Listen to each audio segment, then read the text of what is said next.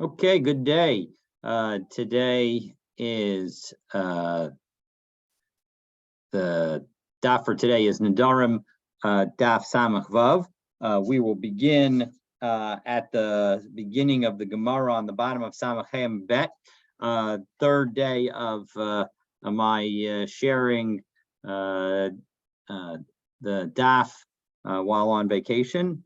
So thank you for giving me the opportunity to continue to learn the daf with you, even if not at necessarily live and at the same time. So here we go. So we are, yesterday we concluded with a Mishnah in which we heard about a husband who made a neder not to benefit from his wife. When Rabbi Akiva made clear that the man would be required to pay the full ketubah, so the man noted that he would not have made his neder had he known that. And so as a result, Rabbi Akiva was able to nullify the vow, and they did not, in fact, have to get divorced. So not saying that that necessarily is the right outcome, but in any event, that certainly seemed to be the best outcome given the circumstances. In any event, during the course of that conversation, Rabbi Akiva told the husband that he would even need to sell the hair on his head in order to pay for the ketubah, and that he would have to pay from his share of a monetary inheritance.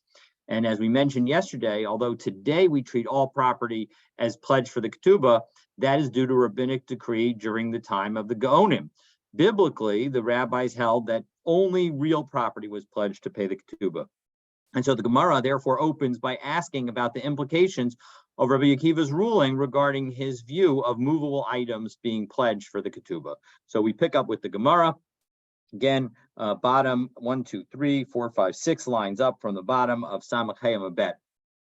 So metaltale mishtabdei leketubah are the movable items, namely the inheritance that he was going to get, that this husband was going to get, his share of 800, namely 400 dinar. Is that actually subject to the to being collected based on the ketubah?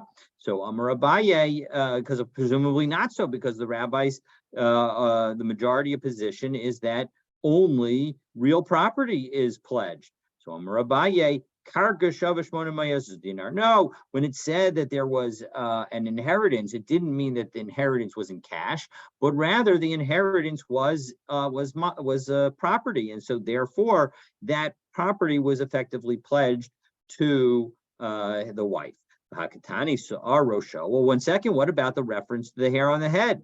Usar Rosho metaltaliu, and that hair on the head, certainly after it's cut, is considered movable. And indeed, if we take a look at the Mefarish, he explains, because in general we say that a person is often compared to karka. So if a person is compared to karka, then why is the hair on their head considered metaltalin? So the Mefarish answers 1, 2, 3, 6, 9, 10, 11, 12, 13, 15 lines up. Arosho metaltalihu dekolha omid ligzos kigazos dami, that anything that is set aside or is ready to be cut, it's as if it was already cut. And so the hair that is already ready to be cut, it's as if it's movable, it's already cut. And of course, cut hair would be a movable object. So as a result, now we understand the question. How is it possible that Rabbi Akiva seems to imply that the hair on the head is going to be used to pay off the ketubah?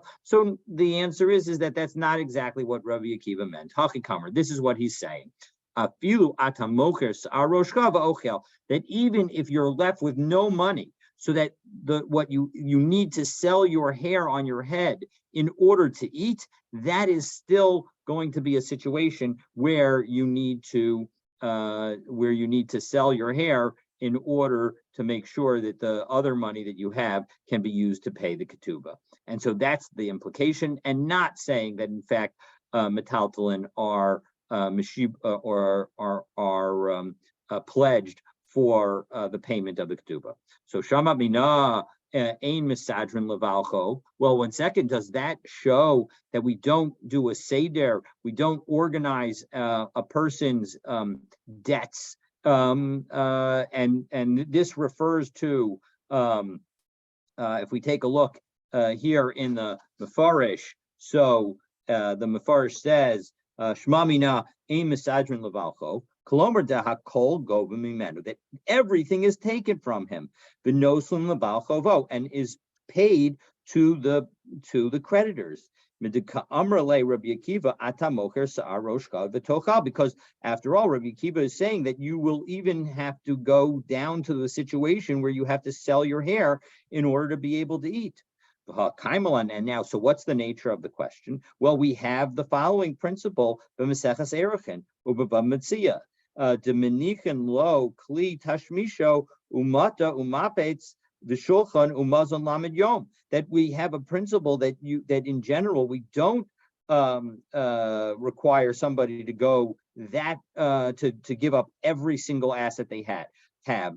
Namely, we will allow them to hold on to any vessels any objects that they need in order to do their job, along with their chair for eating or their bed for eating, the mita, and the mapates, and the mat on which they would sleep, the shulchan, and the table, umazon, and food for 30 days. So all of that needs to be left for the creditor. So how is it now? In fact, in that Gemara, it's a machlokas. But the point is that does this indicate that that Rabbi Akiva disagrees with that other opinion? How could that possibly be? Or is it in fact a proof for that for the alternative opinion? So no, Amar Rav Nachman, Rabbi Yitzchak, Rav Nachman, the son of Rabbi Yitzchak, says, as we turn to Samach Vav Amud Aleph, Lomar she'ein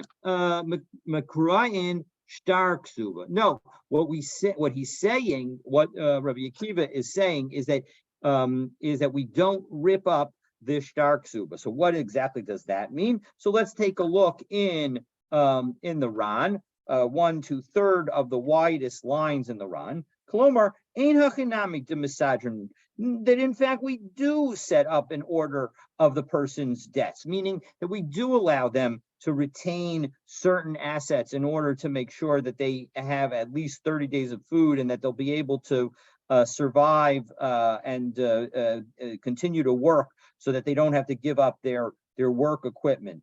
Mihu hachikamer, but rather this is what Rabbi Akiva was telling him. Hachikamer, this is what he was telling him. Afilu ata osa lifnim mishuras hadin, that even if you go beyond the letter of the law and you say, I'm going to give up everything. So one might have thought that there might be some sense of bankruptcy, that essentially after you've given up everything, so then there's no further obligation for one to pay anything more, even if one later comes into some money. And so the idea is that if you don't want to actually take advantage of being able to retain certain assets, and so you think that you'll give everything up, lo takshav lehipater, and don't think that you're going to actually in this way be completely immune from paying the rest of what's due. So let's say the full debt is the 400 denarim, and he has assets that are worth 200 denarim that would still leave him with enough food for 30 days and his equipment, etc. But if you were to sell all of that stuff, he would go down, he would be able to pay off 300 of the 400. So one might have thought that if one did that, if one essentially sold everything they had except for the hair on their head, that maybe we would say, okay, tough luck to the lady that she's only going to get the 300 and that she's not going to get anything more. But no, that's not in fact what we say. Rather, de la'olam ein korin ksubasa. Even in that situation, we will not tear up the ksuba. Kadesha im yimatzei lecha la'achar mikan tachzor v'tagba. That if in fact it turns out that the man finds some additional money, she can come back and she can take it.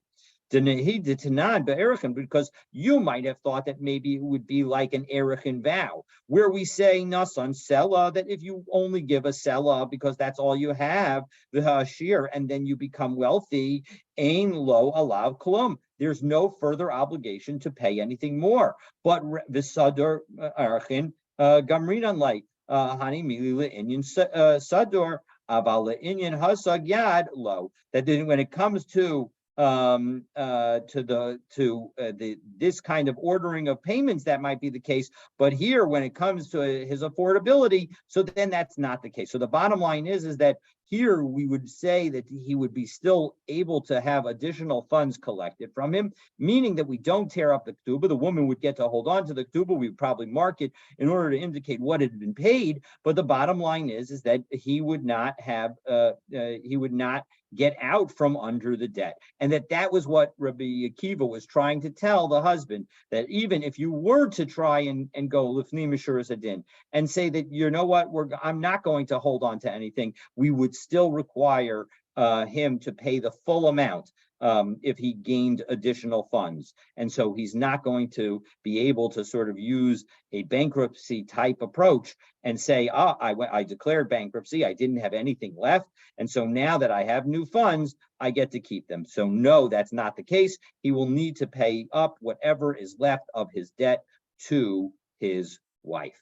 Okay, so now we get to the next Mishnah, and the next Mishnah says the following. So let's take a look. So the next Mishnah discusses using the prohibition to afflict oneself on Yom Tov and Shabbos as a basis to annul the neder. So let's take a look and see what that Mishnah says.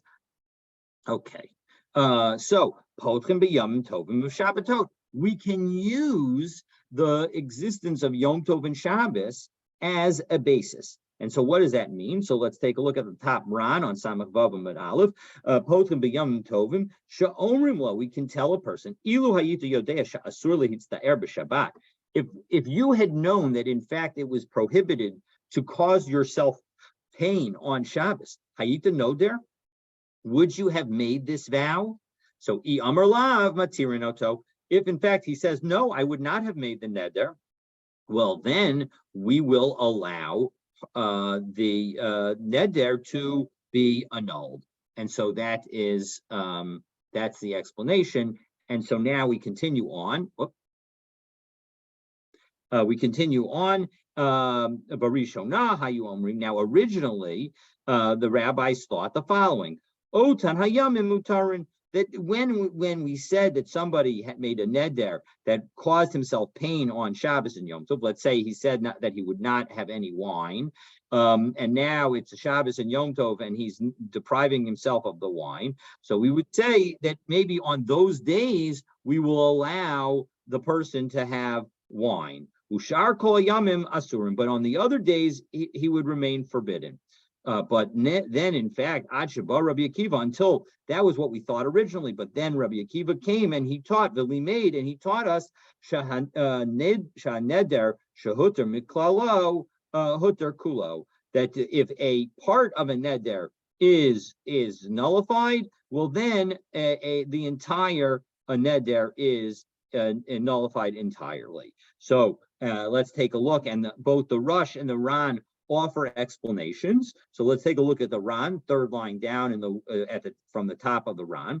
Shekol neder shehuter miklalo huter kulo yalfinun la b'Yerushalmi. That the basis of this is a Gemara in Yerushalmi, midiksiv kol hayotzi mipiv yaseh. That we have a pasuk that says, the pasuk's in Bamidbar, Parak Lamed pasuk Gimel, that essentially everything that leaves your mouth, that's what he needs to do. So what is the implication? Demashma dafka b'shekulu, that only when you can do all of the things that left your mouth, that's when you have an obligation to fulfill it. Meaning, or implying, that if you cannot, because let's say part of your vow has been annulled, well then you don't have the same obligation to fulfill the entire vow. The Rush offers an alternative explanation. It's 1, 2, 3, 4, 5, 6, 7, 8, 9. 9 lines up, 10 or 11, 9 lines up, from 9 to 11 lines up in the narrow lines of the Rush. So it says, Sha neder shehuter mitzaso huter kulo. So afal pi shalom matzah pesach al kulo. Even though you haven't found an opening for the entire neder, delo nadar meikara ella al das sheyitkayem kulo. That the whole purpose of when the person made a neder, his intention was to fulfill the entire neder. So once you So nimsa hitarta miksaso pesach lekulo. So once you found a basis to annul a piece of that neder, well, then he no longer has to fulfill the entire thing. And so as a result, the entire neder goes away. So whether you think that this is based on essentially the reading of a particular verse or a specific logic of the person's intentions, either way, you can see that there's an idea that when you eliminate a piece of a neder, well, then you're going to eliminate the entire thing. And of course, this is a topic that we saw way back near the very beginning of our learning together in Maseches Nedarim. So let's take a look and see what some examples. So what's an example of what this would be like? So Amar konam she'eni nehene l'chulchem. So I'm not going to benefit from any one of you. Well, then, huter echad mehen. Well, then, if you are permitted to benefit from one of that group, well, then hutru kulan. Then you're permitted to benefit from all of them.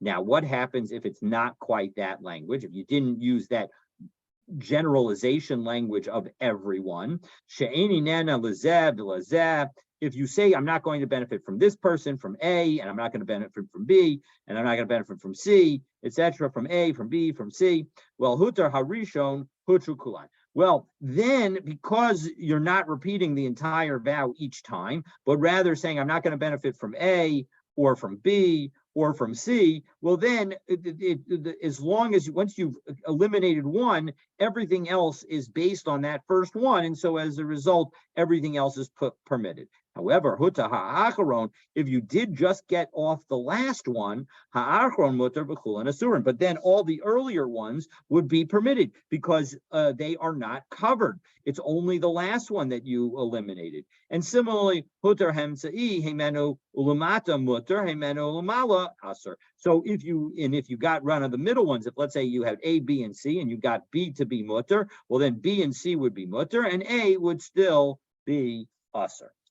Okay, so and then further case again where this rule of hutter miksaso hutter kulo would not apply is if you were to say she'ani na lezek korban v'lezek korban. If I say that any benefit from person A is like a korban, any benefit from person B is like a korban. If I essentially repeat the reference to korban for each one, well then srikin pesach l'chol echad ve'echad. Then each one is effectively its own individual neder, and so as a result, any elimination of the neder for one of the people does not eliminate the neder for any of the other people. Okay, so now that we've got that, so now our Mishnah does show another example where Rabbi Akiva's principle would apply. Konam yayin shani toem. If a person says, "I'm not going to eat any wine, drink any wine," shayayin ralam because the wine is bad for my stomach, for my innards. So amru lo v'halo hamiyushan yafil me'ayim. But one second, old wine is good for your digestion, and so as a result, hutter b'miyushan, he's allowed to have old wine because he made, the Ran explains, as we'll see in a moment, he made the neder in on some level by accident or under a mistake. And so as a result, it's not a valid neder to begin with. And it's not only old wine that he can drink, but he can drink all wine. And so if we take a look, this Mishnah, even though it's at the top of the page, the Ran on it is towards the bottom of the Ran. It's only 1, 2, 3, 4, 5, 6, 7, 8, 9, 10, 11, 12, 13, 14, 15 or so lines up from the narrow lines. Konam yayin shani toem shayayin ra meyayim hutter b'miyushan. So below petach klal, this is not even an opening. Rather, it is in fact a nullification of the vow because it's a total mistake. As we'll see in a moment, we'll talk about the kufri onions below petach. That also is not talking about an opening. Because clearly the person did not intend to cover old wine or kufri onions, because those are both things that are going to be good for the person. b'siyata d'shmaya. So if we go back all the way to Tavhei, we would see that again, the Ran explained that in these situations, the neder simply falls away. There's not even a need to have it nullified by a court or a chacham. And similarly, so that was the yayin case. Now let's take a look at the onion case. Konam betzel batzal sha'ani toem sha'batzal ra lalev. Because so the person says he's not going to have any onions because the onions are bad for his heart. So amru lo halo kufri yafilale. 1 second, the kufri onion is good for your heart. So hutar b'kufri, below b'kufri bilvad hutar ella b'chol abitzalim. So similarly, just as the kufri is permitted, so all onions are going to be permitted. And ma'isa haya, in fact, there was such a situation where that happened. And in fact, he allowed the person to eat all sorts of onions. Okay, so now the Gemara begins by identifying who would be the one who would say, similar to the concept which is noted in the Mishnah about if you make if you say that this person is like a korban and this person is like a korban and this person is like a korban, that each of them is considered an individual oath. So Hutar ha'achron. Putter ha'achron mutter b'chulan asur. Now that this is actually not the relevant language that we're going to be discussing, but the Mishnah continues from that point to talk about where you say this one's like a korban and that one's like a korban. And so if you take a look at the Ran, it's the first Ran in the Gemara, and this is 1, 2, 3, 4, 5, 6, 7, 8, 9, 10, 11, 12, 13 lines down in the narrow lines from the top of the Ran, again on Samach Vav Amud Aleph. So this Ran is actually earlier in the Ran than we saw on the Mishnah.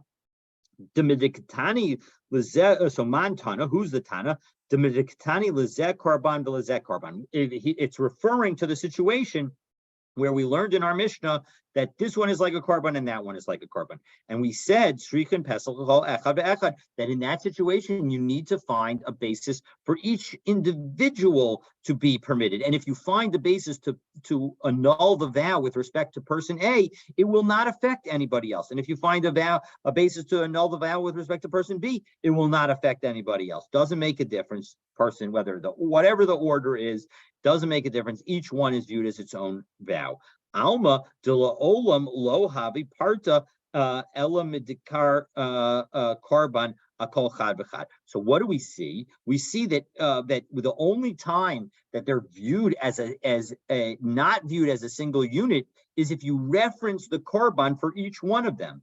Halav hachi, if you didn't reference the korban for each one of them, loshna amar lezeh v'lezeh. It doesn't make a difference whether you say this one and this one with a vav connecting them.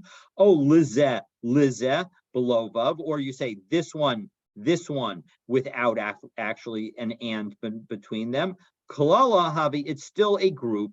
Uman Tana, and who is that Tana that would say that? So who is it? So Amar Rabba answers Rabbi Shimon, who is Rabbi Shimon, because we have the following statement: the Amar Ad Yomar Shavua Lechol Echad Ve'echad, that until that in a situation where one is making an oath about a deposit that was left with the person. So let's say persons A, B, and C leave some money with George, and George now A, B, C, and D all come to George and say, "Hey, we left money with you," and George says, "No, you didn't," and he of course now has to make a vow. And if he makes a vow that says, I'm going to vow that I know, but no money was left with me by A, B, C, or D, well, then he has only violated and then it turns out that he had been left money by A, B, C, and D. Well, then he will have only have violated one oath. All right, because what is Amar Rabbi Shimon Omer? Rabbi Shimon, what does Rabbi Shimon say? The Amar Ad Sheyomer Shvua Kol Echad Be'echad. The only time he'll be obligated for a shvua, for violating the shvua with respect to each of A, B, C, and D, is if he uses the word shvua, the oath, for each one. So too here, when you use the word konam or korban for each one, so that's when each one is going to be considered a separate vow, a separate neder, and that's why you're going to need a separate opening to undo each vow. Okay, so that is an identification of who the source is in our Mishnah, and now we go on to the latter case of our Mishnah of the situation of konam yayin shani toem. Again, person says, I'm not going to have any wine, but then it turns out that wine is good for him. Well, 1 second, the tapik de ein ra. Well, 1 second. The person said that he didn't want to have wine because it was bad for him. Well, all you need to do to show that there was a mistake is show that there's a wine that's not bad for the person. You don't actually have to have a wine that's good for the person. So why did our Mishnah specifically teach us about a situation that was good for the person? Let's just use a case where the wine is not bad. Let's just say that because good is by definition also not bad. So not bad is a lower level than good. Good is a more wonderful thing than not bad. And so as a result, why didn't our Mishnah just emphasize that the old wine is not bad for the stomach? Why did it specifically mention that it's good?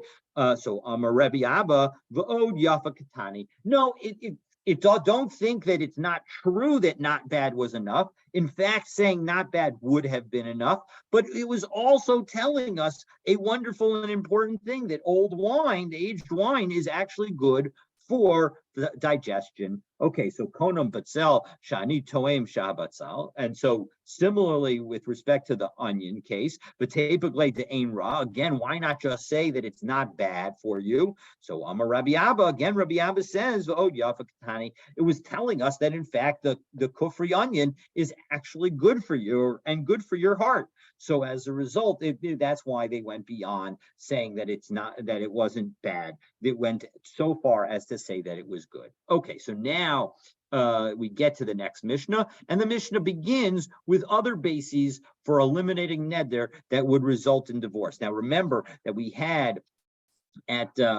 dealt with two Mishnayos ago, the situation where the ketubah could actually be used as a method to avoid a vow that would have led to divorce. And so here we have other bases for that. So poskan la'adam b'chvod atzmo u'chvod banav. One can use one's own honor, or meaning the honor of the person who made the vow, or the honor of the person who made the vow's children, in order to eliminate a vow. And let's take a look in the Ran, as the Ran explains in the Mishnah, 3 lines up from the narrow lines. Poskan la'adam b'chvod atzmo hamadir es ishto. If one prohibits the wife to benefit, ad sheyigarsheno, which will in the end cause Hamadir as ishto, meaning that he prevents himself from benefiting from her, which will actually result in him having to divorce her, because it will prevent him from having marital relations, and as a result, he, that's a basis for her to demand divorce. Poskin law, we can open a possible method of annulling that vow, b'chvod atzmo, through the person's own honor, uvechod banav, and through the honor of his children. V'lo chayshinan, and we're not going to be worried, sheyashakru mitocha, that this will cause him some embarrassment and result in him lying. It's not like saying that, you should be worried about the honor of God. There, we're worried that the person will lie and say that they, that they wouldn't have made the neder when in fact they would have. But here we don't feel that there's that concern. So let's take a look. What's the case? So Omrin lo, this is what we'll tell him. If you'd known that they would say about you tomorrow, meaning after you have divorced, that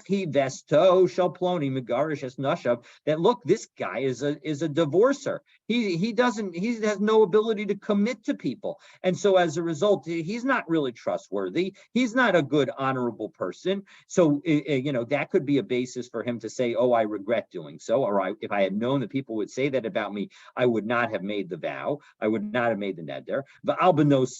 Or maybe with respect to his daughters, Yehu Omrim, they'll say about them, Benos Grushos him that they're daughters of divorcees. Mara saw iman shal elu. If maybe it's not necessarily him that's bad, but maybe it's her that's bad. So one second, what quality did the father see? Did the person who made this neder see that he ended up having to divorce his wife?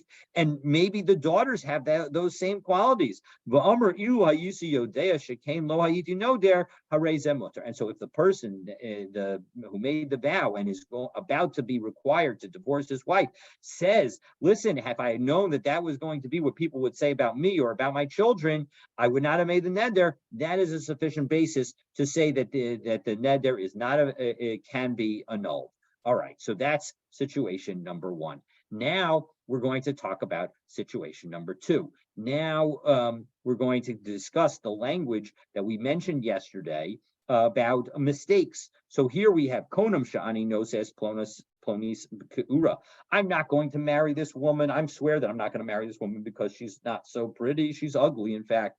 Harehi na'eh. But then it turns out that she's beautiful. Shchora, because she's dark complexioned. Harehi levana. And in fact, she's light complexioned. Kutsara, she's short. Or baharehi baruka. And in fact, she's tall. Muterba, he's actually allowed to marry her. The neder is null and void from the beginning and never was effective. No, it's not because she was ugly and became beautiful. She was dark and she became light. She was short and she became tall. The neder was simply an error. It was a mistake. And so as a result, the neder was never valid. But what's the implication of that? The implication of that is that if one were to have made the neder, and in fact the person was ugly, was dark, was short, and even if they later became tall, beautiful, or light, then the neder would be a valid neder. But now let's take a look and see what the Mishnah says. That in fact there was this person who said that they weren't going to marry their sister's daughter, presumably because they thought she was ugly. And Rabbi Yishmael took her into his home and helped her and supported her so that she could become beautiful. Amrla Rabbi Yishmael, and Rabbi Yishmael said to the guy, B'ni mizoni darta, are you really taking a vow not to benefit from this beautiful young lady? So Amr Lo, he said, Lav, no, I didn't realize she was so beautiful. But Hatira Rabbi Yishmael, and Rabbi Yishmael viewed that as an opening, a Pesach, to annul the vow, and he annulled the vow. But also Shah, Bacha Rabbi Yishmael v'Amr, and at that moment, Rabbi Yishmael realized something and cried. What did he realize? Benos Yisrael Nosein, that in fact the daughters of Israel are all beautiful. Elisha ha'anios menavalasan, that in fact it is poverty that makes them look less attractive, because in fact they can't support themselves and they can't take care of themselves. And so obviously Rabbi Yishmael, the implication was that Rabbi Yishmael didn't only see the problem, but he did something about the problem and used his funds in order to support and beautify the women of Israel. So Hayu Benos Yisrael Nosos Kina Ba'omros, they raised a voice and said, lamenting, Benos Yisrael Rabbi Yishmael B'chena. We should all cry on the loss of Rabbi Yishmael. The daughters of Israel should all cry.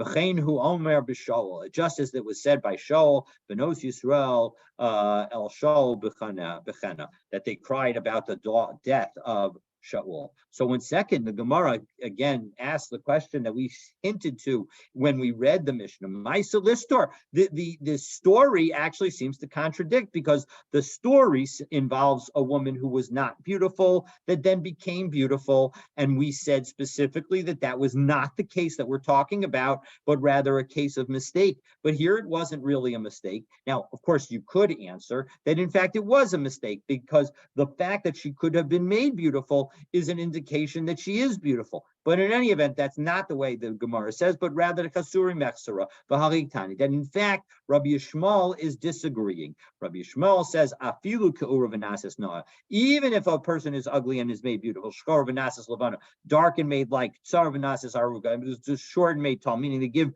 nutrients so that she becomes taller. Masa be'echad shenadar basachoso. Again, there was a story where one vowed to not marry their niece, mace, which is which was something that was done in those days. And again,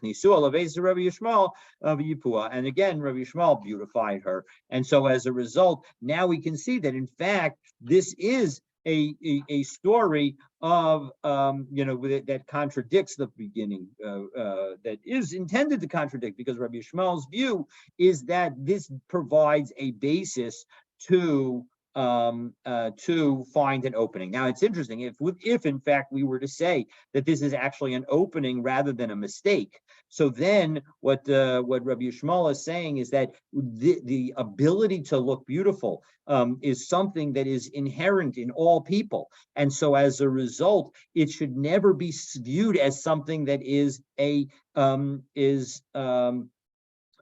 considered a nolad. It's never something that is an unexpected future development. And so as a result, that's what Rabbi Yishmael could be understood as saying in this case, that in fact, that we should view that not as a nolad situation, but rather as something that is certainly predictable and expected. Okay, so Tana, so now we, again, we have more on this beautiful quality that Rabbi Yishmael had of taking care of people. Another story, Shein Tosevis Haisala. There was a woman who had a false tooth, and Va'asala Rabbi Yishmael Shein Shel Zahav Mishalo. From his own funds, Rabbi Yishmael gave her made for her a gold tooth so that she would look more attractive. And again, Ki Chashachiv Rabbi Yishmael, when Rabbi Yishmael died, Pasach Alei Hahu Saftana Hachi, that the person who gave the hesped for Rabbi Yishmael said the following. Again, this is the language similar to the language that we saw in our Mishnah. Benos Yisrael al Rabbi Yishmael bechena, that the daughters of Israel, you should weep over Rabbi Yishmael Hamal bishchem, because he clothed you. Now that's a reference to the pasuk in Shmuel, Bad Parak Aleph pasuk Kaf Dalid, and that in fact. Where again the people were weeping over Melech Shaul, and it says Benos Yisrael El Shaul Bechena Hamal Bishchem Shani Im Adanim Hamaleh Adi Zahav Al Luvushkan. That the daughters of Israel weep over Shaul, who clothed you in scarlet and finery, who placed adornments of gold upon your clothing. So the point is that the eulogist was saying that in fact what Rabbi Yishmael did was comparable to what Melech Shaul did for the women in his generation. Okay, so having talked about the story of Rabbi Yishmael addressing a neder and bringing people together, so now the Gemara is going to talk about 4 additional stories along these lines. The first 3 are going to involve Nedarim, but all of them are going to involve a husband and a wife. So Ahuda Amar Ladvisu. So a man said to his wife, Konam Sha'ani, Konam Shi'at Nanesli, Achitatiimi, Tavshilech, Rabbi Yehuda, Rabbi Shimon. You're not going to allow to benefit from me until you give a taste of your food to Rabbi Yehuda and Rabbi Shimon. Presumably, maybe the food wasn't to his tasting, but in any event, he was doing something that was completely inappropriate. Sending his wife to these to Rabbi Yehuda and Rabbi Shimon on a ridiculous task, which is totally dishonoring them. So Rabbi Yehuda ta'im. Rabbi Yehuda, however, he tasted the food when it was brought to him. Amr, because he said, Kal v'chomer, I can make a Kal v'chomer. Mala asa shalom ben ish li'ishto amra Torah shemi shenichta b'kedusha yimacha alamayim ha'ma'arim. That as a result of the bitter waters, of the destructive waters associated with the sota, that in fact allows Hashem's name to be erased. So. And that is even a besuffic. That's even an uncertain case. We don't even know whether, in fact, the people will be able to get back together. If, in fact, the inappropriate action was taken by the woman, well, then she's going to die as a result of her drinking the waters. So, va'ani. So, with respect to me, alakas kama v'kama. How much more so should I taste the food, even though it might be a little bit embarrassing for me to be put into this situation. However, Rabbi Shimon lo time. Rabbi Shimon refused to, because Amar, he said, Yamutu kol b'nei almana, that this woman, the children, that all the children of this widow die. And the Rod points out, kol habal, that this was a third line down in the Ran on Samach Vavam Bet, that this was actually a curse of the husband, Shiyamut, because he should die, and then thereby make his wife an almana, a widow. V'tehei ishto almana, and that way his wife will become a widow. V'od kala banav, and moreover he cursed his children, his sons. Shikru b'nei almana, that they should be, that these, whom he calls the sons of a widow, la'achar mitaso shiyamutu gamheim, that after he dies, they should die as well. Now, on some level, what this is, it sounds like a terrible thing, and maybe it would be terrible for the woman as well. But I think what was going on here is that Rabbi Shimon realized that any man who treated his wife like that, it was quite possible that his sons would follow in his footsteps and not treat their mother properly, and thereby fail to take care of her with the funds that would be left for them from the estate. And so as a result, by eliminating all of the sons, so as a result, now she's going to be, potentially have a freer hand to take care of herself and be and not be put to these kind of ridiculous tasks. Okay, so that's Baal Yazun, and so that's why he said, let all the children of the widow die. And what was the point? Baal Yazuz Shimon Kamo. Shimon shouldn't leave his location. We shouldn't embarrass the tzaddikim. Because we don't want people to have the custom of making this kind of neder. If I were to, be subject to every whim of Tom, Dick, and Harry, so then that would not be a good thing for the righteous people. All right, so that's story number one. Story number two. Again, another person says to his wife, Konam Shi'at Nenisli Taroki Bo Rabbi Shimon ben Gamliel, you're not allowed to benefit from me until you spit on Rabbi Shimon ben Gamliel. Obviously, he was very upset with Rabbi Shimon ben Gamliel. And asas berakak al vushay, and he goes and he spat on his clothing. And the Bach inserts here the Sharia, and he permitted her. Namely, Rabbi Shimon ben Gamliel allowed her to go back and benefit from her husband. So the spitting on his clothing was sufficient. Well, Amrle Rav Acha medifti LeRavina. Rav Acha asked for Ravina. V'ha hai lezusa kamikaben. Clearly, the husband was intending to really degrade Rabbi Shimon ben Gamliel, and yet, which would be, of course, enhanced by spitting on Rabbi Shimon ben Gamliel's directly, his flesh directly, and not on his clothing. So Amarle. So why was it sufficient to spit on the clothing? So Amarle. Meirak alman mane de Rabban Gamliel zilusa rabzahi. That in fact, you may be right that it might have been greater, but it was such a significant degradation of Rabban Shimon ben Gamliel that even the spitting on the clothing was sufficient. So that's story number two. Story number three, Hahuda Amr L'Tavisu. Again, a man says to his wife, Konam Shi'at Manisli, you're not allowed to benefit from me. Achatir Tarimum Yafe Shabich Rabbi Yishmael Rabbi Yossi. Until you show something about you that is beautiful to one of your beautiful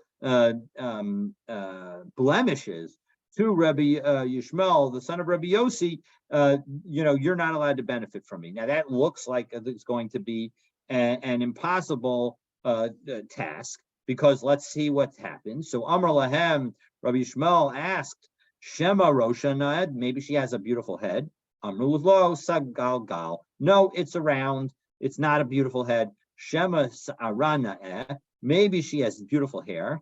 No, Domala Anitse Pishta. No, it's like flax. Shema Hanos. Maybe her eyes are beautiful. No, Trutos Hain. No, they're round. They're not beautiful. Shema Azneha Naos. Maybe her ears are nice.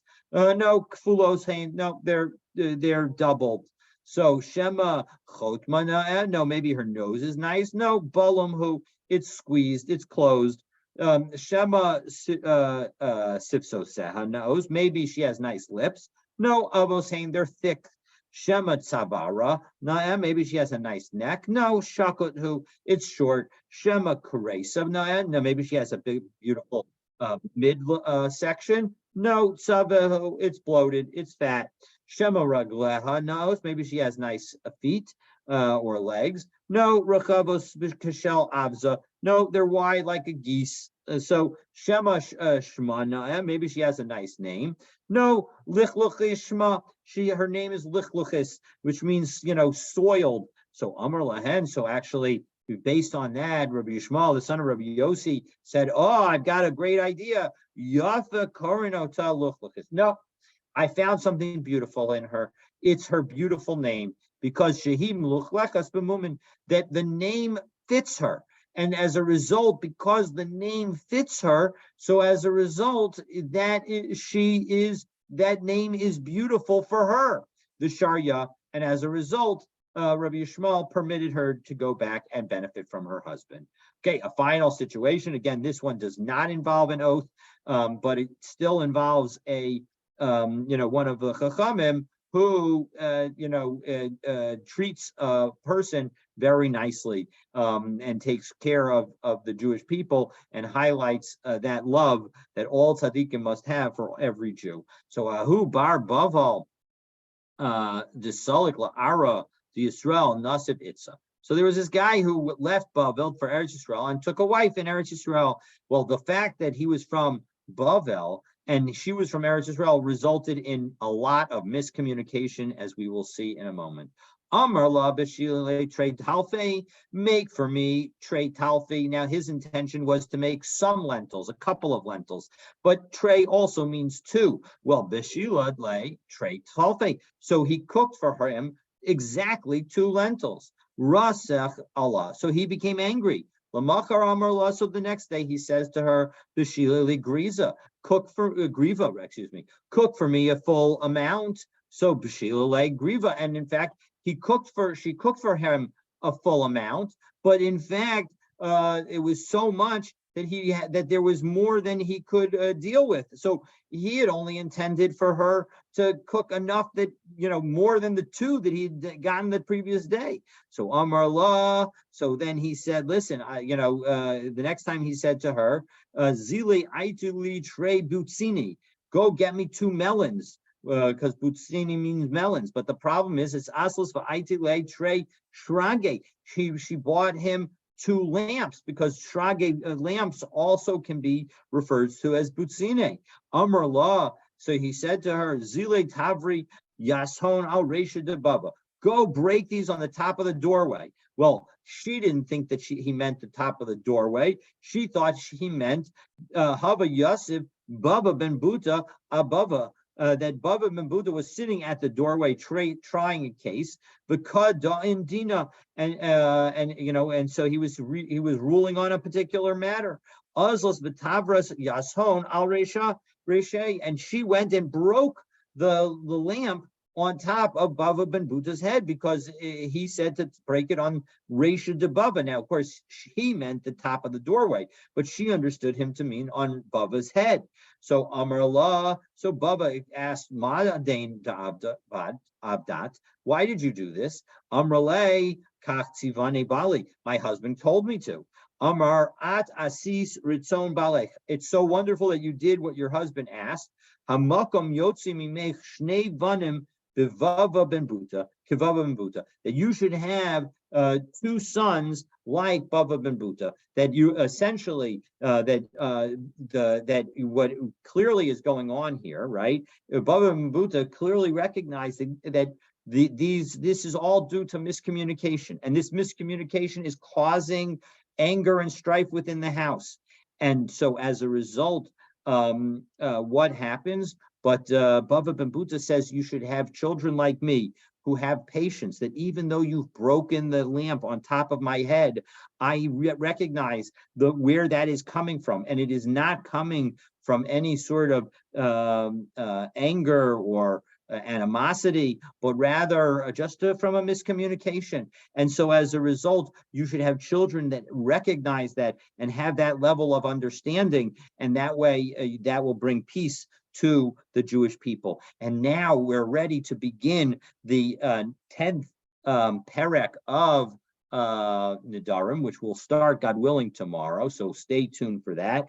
And now we finally bring about the discussion of the rights of a husband to nullify the vows of his wife, and the father to nullify the vows of his daughter. And of course, those are the aspects. That's the key to why Nedarim is found in Seder Nashim, because it is those rights with respect to the vows of certain women that really makes this quite a fitting Gemara for Nedarim, for Seder Nashim. And so tomorrow, God willing, we will pick up with the start of the 10th perek. And so stay tuned, and I wish you all a Shabbat Shalom.